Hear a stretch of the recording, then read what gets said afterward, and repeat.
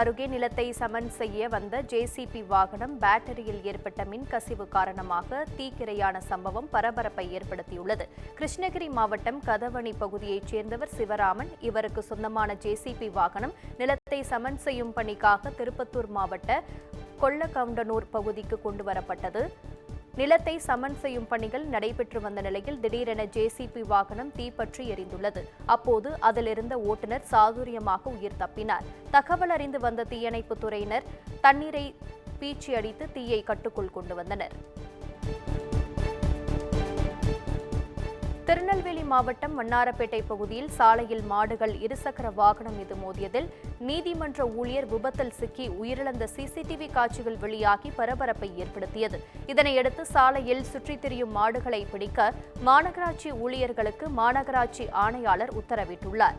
மாநகராட்சி ஆணையர் உத்தரவின் பேரில் சாலைகளில் தெரிந்த 50க்கும் மேற்பட்ட மாடுகளை பிடித்து மாநகராட்சி ஊழியர்கள் மாநகராட்சி வணிக அரங்கத்தில் இருக்கும் இருசக்கர வாகனங்கள் நிறுத்தும் இடத்தில் மொத்தமாக அடைத்து வைத்துள்ளனர். சாலைகளில் சுற்றித் திரியும் மாடுகள் பிடிக்கப்படுவதோடு மாடுகளின் உரிமையாளர் மீதும் நடவடிக்கை எடுக்கப்படும் என எச்சரித்துள்ளார். திருவள்ளூர் மாவட்டம் சோழவரம் அருகே நெடுஞ்சாலையில் சரக்கு வாகனம் ஒன்று கட்டுப்பாட்டை இழந்து அரசு பேருந்து மீது மோதியதில் பெண் ஒருவர் உயிரிழந்த சம்பவம் சோகத்தை ஏற்படுத்தியுள்ளது. குமிடிப்பூண்டியில் இருந்து சரக்கு வாகனம் ஒன்று செங்குன்றம் நோக்கி சென்றுள்ளது. சோழவரம் அருகே சென்றபோது கட்டுப்பாட்டை இழந்த சரக்கு வாகனம் சாலையின் நடுவே இருந்த தடுப்பை தாண்டி எதிரே வந்த அரசு பேருந்து மீது மோதி விபத்துக்குள்ளானது. இதில் பேருந்தில் பயணித்த சுதா என்ற பெண் சம்பவ இடத்திலேயே உயிரிழந்தார். மேலும் 5 பேர் படுகாயமடைந்தனர். விபத்து குறித்து சோழவரம் போலீசார் வழக்கு பதிவு செய்து விசாரித்து வருகின்றனர். திருப்பத்தூர் மாவட்டம் ஏலகிரி மலையில் உள்ள தனியார் விடுதியில் தமிழக வாழ்வுரிமை கட்சி மாநில செயற்குழு பொதுக்கூட்டம் நடைபெற்றது. கூட்டத்தில் பேசிய கட்சியின் தலைவர் வேல்முருகன், தமிழகத்தில் எந்த ஆட்சி நடந்தாலும் கள்ளச்சாராய மரணங்கள் தொடர்ந்து நடைபெறுவதாகவும் இதை தடுக்கும் வகையில் முதலமைச்சர் ஒரு சட்ட திருத்தம் கொண்டு வந்து கடுமையான நடவடிக்கை எடுக்க வேண்டும் எனவும் தெரிவித்தார். தமிழகத்தில் சாதிவாரி கணக்கெடுப்பு நடத்துவதற்கான அறிவிப்பினை நடப்பு சட்டமன்ற கூட்டத்தொடரில் வெளியிட வேண்டும் என வேண்டுகோள் விடுத்தார். அதேபோன்று போக்குவரத்து துறையில் ஒப்பந்த அடிப்படையில் ஓட்டுநர் மற்றும் நடத்துனர் பணிகள் நிரப்பப்படுவதாகவும் அதனை தவிர்த்து வேலைவாய்ப்பு அலுவலகத்தில் பதிவு செய்துள்ள சீனியாரிட்டி அடிப்படையில் பணிகள் நிரப்பப்பட வேண்டும் எனவும் அவர் தெரிவித்தார். நீலகிரி மாவட்டம் கோத்தகிரி அருகே பிரதான சாலையில் மின்கம்பி அறுந்து விழுந்த சம்பவம் பரபரப்பை ஏற்படுத்தியது. கோத்தகிரி அருகே உள்ள ராம்சந்த் பகுதியில் பல்வேறு குடியிருப்புகள் மற்றும் வணிக நிறுவனங்கள் செயல்பட்டு வருகின்றன. பொதுமக்கள் அதிக அளவில் நடமாடும் இந்த பகுதியில் மின்கம்பம் ஒன்று பழுதாகி சேதமாகி எப்போது வேண்டுமானாலும் விழும் நிலையில் காட்சியளித்து வந்தது. இந்த நிலையில் இன்று அதிகாலை அதிலிருந்து மின்கம்பி ஒன்று திடீரென அறுந்து விழுந்தது. இந்த சம்பவத்தின் போது அங்கு யாரும் இல்லாததால் பெரும் விபத்து தவிர்க்கப்பட்டது. இதனையடுத்து சம்பவ இடத்துக்கு வந்த மின்வாரிய ஊழியர்கள் மின்கம்பியை சீரமைக்கும் பணியில் ஈடுபட்டனர். கோவை மாவட்டம் மருதமலை அருகே காட்டு யானை ஒன்று குடியிருப்பு பகுதியில் புகுந்து ஒருவரை துரத்திய சம்பவம் பரபரப்பை ஏற்படுத்தியுள்ளது. மருதமலை அடிவாரத்தில் உள்ள ஐஓபி காலனி குடியிருப்பு பகுதியில் காட்டு யானை ஒன்று உலா வந்துள்ளது. அப்போது வீட்டில் இருந்து வெளியே வந்த நபரை துரத்திய காட்டு யானை அவரது வீட்டில் இருந்த இரும்பு கேட்டை தாக்கியது. இதுகுறித்த சிசிடிவி காட்சிகள் வெளியாகி அப்பகுதி மக்களிடையே அச்சத்தை ஏற்படுத்தியுள்ளது.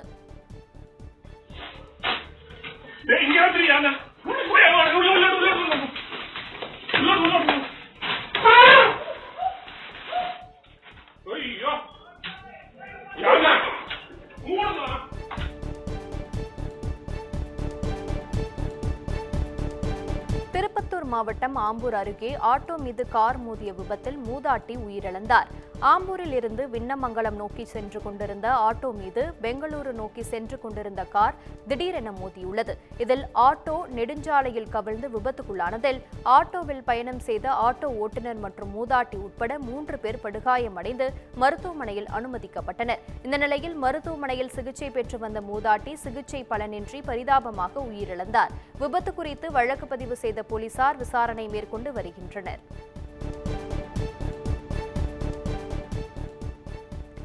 திருப்பத்தூர் மாவட்டம் ஆம்பூர் அருகே இருசக்கர வாகனத்தில் சென்ற கணவன் மனைவியிடம் மர்ம நபர்கள் செல்போனை பறித்த நிலையில் நிலை தடுமாறி இருவரும் கீழே விழுந்து காயமடைந்த சம்பவம் அதிர்ச்சியை ஏற்படுத்தியுள்ளது. ஆம்பூர் அடுத்த ரெட்டித்தோப்பு பகுதியைச் சேர்ந்தவர் குப்புசாமி. இவர் தனது மனைவி அம்பிகாவுடன் இருசக்கர வாகனத்தில் உறவினர் வீட்டு நிகழ்ச்சிக்கு சென்றுள்ளார்.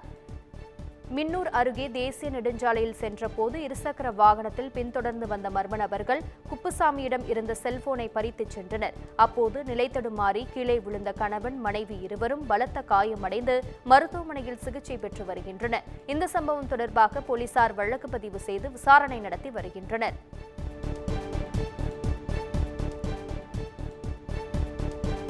திருத்தணி முருகன் கோவிலில் கூட்டம் அலைமோதியதால் 2 மணி நேரம் காத்திருந்து பக்தர்கள் சுவாமி தரிசனம் செய்தனர். ஞாயிற்றுக்கிழமை விடுமுறை தினத்தையொட்டி முருகப்பெருமானின் 5ஆம் படை வீடான திருத்தணி முருகன் கோவிலில் ஆயிரக்கணக்கான பக்தர்கள் குவிந்தனர். இதனால் 100 ரூபாய் கட்டண வழியில் 1 மணி நேரமும், பொது தரிசன வழியில் 2 மணி நேரமும் நீண்ட வரிசையில் காத்திருந்து பக்தர்கள் வழிபாடு நடத்தினர். மேலும் வாகன நிறுத்தும் இடம் நிரம்பி மலைப்பாதையில் வாகனங்கள் அணிவகுத்து நின்றதால் சிறிது நேரம் போக்குவரத்து பாதிக்கப்பட்டது.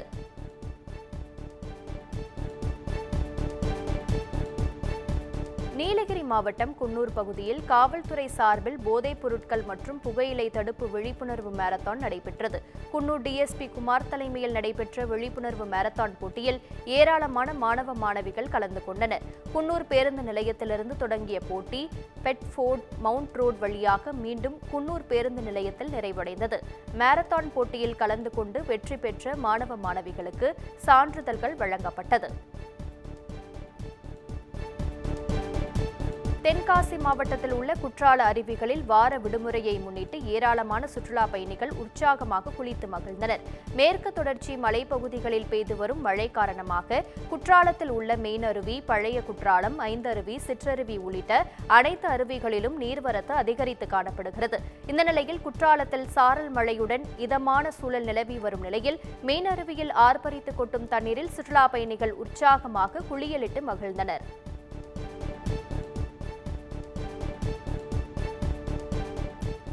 விழுப்புரம் புதிய பேருந்து நிலையம் எதிரே உள்ள தனியார் உணவகத்தில் கெட்டுப்போன சிக்கன் மற்றும் மயோனிஸ் வழங்கியதாக இளைஞர்கள் குற்றம் சாட்டியுள்ளனர். கானை பகுதியைச் சேர்ந்த பரத் என்பவர் விழுப்புரம் புதிய பேருந்து நிலையத்தில் எதிரே உள்ள பிரபல தனியார் உணவகத்தில் சிக்கன் வாங்கியுள்ளார்.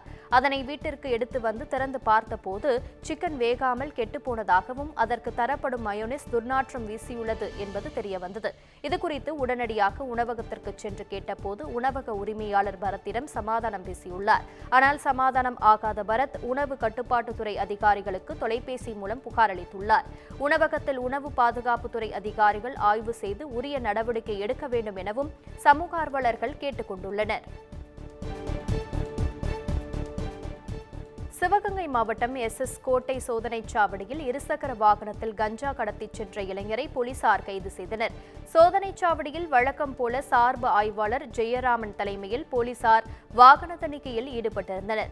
அப்போது அவ்வழியாக வந்த இருசக்கர வாகனத்தை நிறுத்தி சோதனை செய்ததில் கடத்தி வரப்பட்ட 2 கிலோ 140 கிராம் கஞ்சாவை பறிமுதல் செய்தனர். தொடர்ந்து கஞ்சா கடத்தலில் ஈடுபட்ட ராமநாதபுரத்தைச் சேர்ந்த கணேசன் என்பவரை கைது செய்து விசாரணை மேற்கொண்டு வருகின்றனர்.